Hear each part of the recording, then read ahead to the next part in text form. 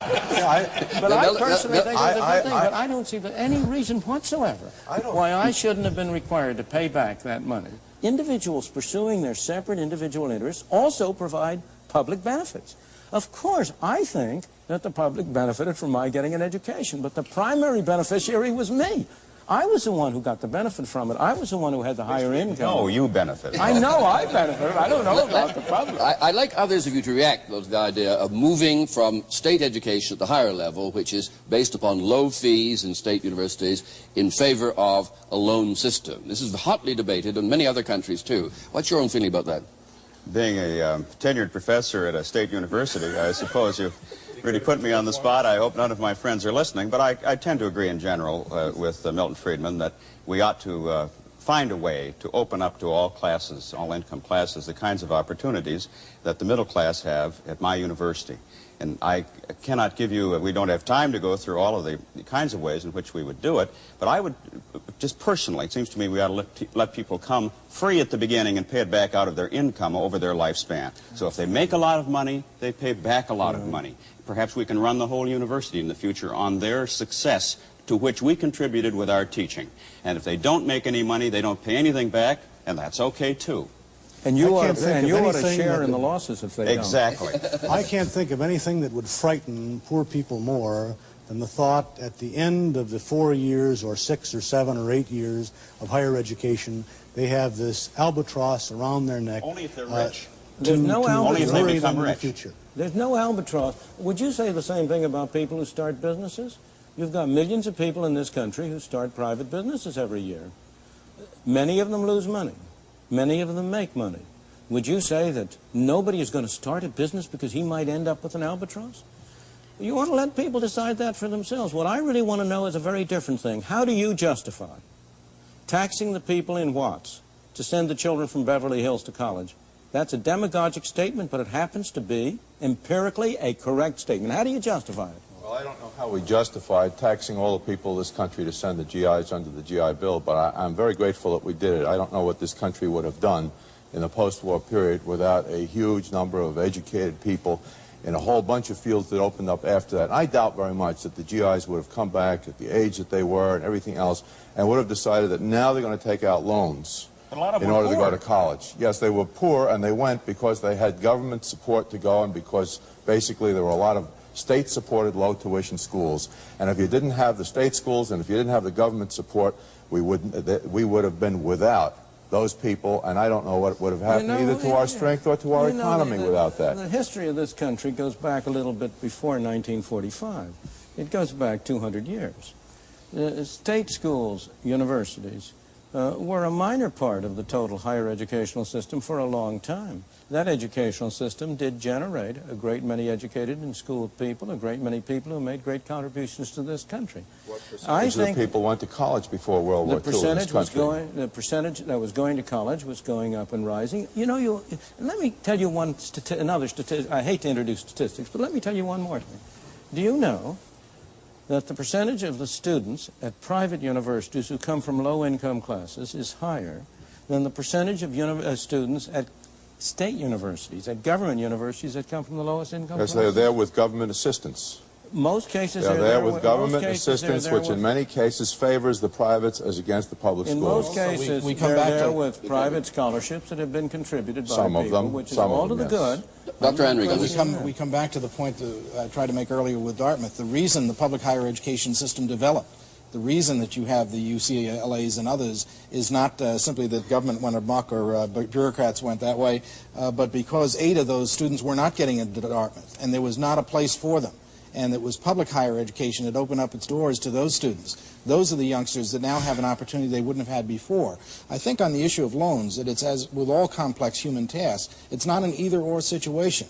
You need a mix of strategies. I think you need a mix of strategies on the issue of alternatives for youngsters in schools. I think you can have, as indeed you do have, alternatives within public school systems. I think you can have alternatives within schools. I think you can have competition through open enrollment kinds of arrangements. I am fearful, however, always, for those 8 youngsters that can't get in to something which is basically selective and exclusive. if you let's go can back. assure us that those 8 youngsters all will be provided with equal attention, equal opportunity, and equal rights, then I would begin to be more interested in the alternative. But I want to suggest to you that we're not proposing, neither Jack Coons nor I, to dismantle anything. We're only saying put up or shut up. Either show that you can produce the kind of education people are willing to go and get, or reduce your size, go out of business. We are only proposing that there be a wider range of alternatives. Now, it is not true. Now, let me put a different point to you. There are a small minority of people who are problems. Is it desirable to impose a straitjacket on 100% of the people or 90% of the people in order to provide special assistance or special help to 4 or 5 or 10% of the people? Not at all. I think that there's a big difference between two kinds of systems. One kind of system in which the great bulk of parents have effective freedom to choose the kind of schools their children go to, whether at the lower or the higher level. And there are programs and provision for a small minority. That's one kind of a system. That isn't what we have now.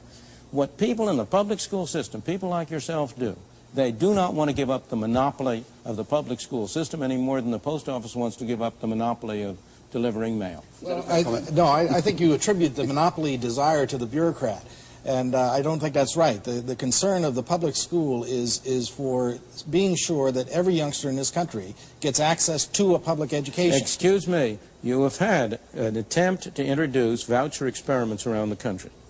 Every one of those attempts, as at Alum Rock and elsewhere, has been prevented by the opposition of the educational bureaucracy. Oh, but no, you can't. That's a glittering generality. That was true in New Hampshire. It was true in Connecticut. Well, It's not not true true of in me. Alum Rock, because Alum Rock was not what you might call a voucher system. It was a kind of a system of free choice within public schools. All right. And whereas one school did better in its scores, others did worse, and when you measured the whole system, when it was all over, the scores were exactly the same as they were before, except that some students had moved to other schools and the grades were better in one school as against another. We do very strongly oppose a voucher system which will end up with public schools being abandoned and thereby destroyed largely. They will become the schools for those who can't get in anywhere else or who are expelled elsewhere. So if you because have a if you voucher system- compel public schools to educate all children, including the most difficult, and if you have other It isn't schools compelling which have... public schools. if It's you- compelling parents. No, it's public schools. The public school cannot say to a parent, your child is very difficult, your child throws things, your child screams and yells, your child takes all the attention of the teacher, therefore get out and go find a private school. On the other hand, you have hundreds of private schools in this country where when they get a very disturbed child, out that child goes, and where does that child go? The public schools must take them. But look at the and other that's what we have. We have one system of schools which cream and which throw out the most difficult. You know, it would be like a hospital throwing out all the sick patients and keeping the healthy ones. Well, there we leave this week's But look at the discussion. other side of I your hope you'll picture. join us for the next episode of Free to Choose.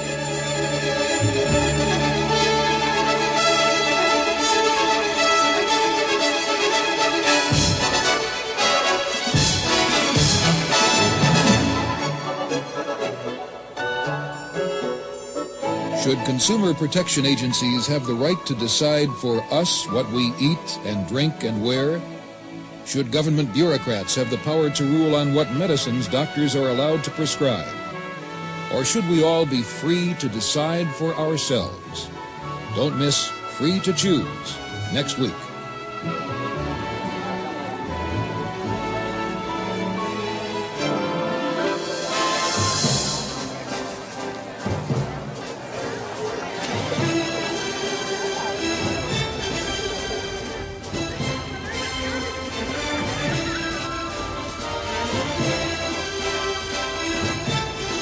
This is the code that the system uses.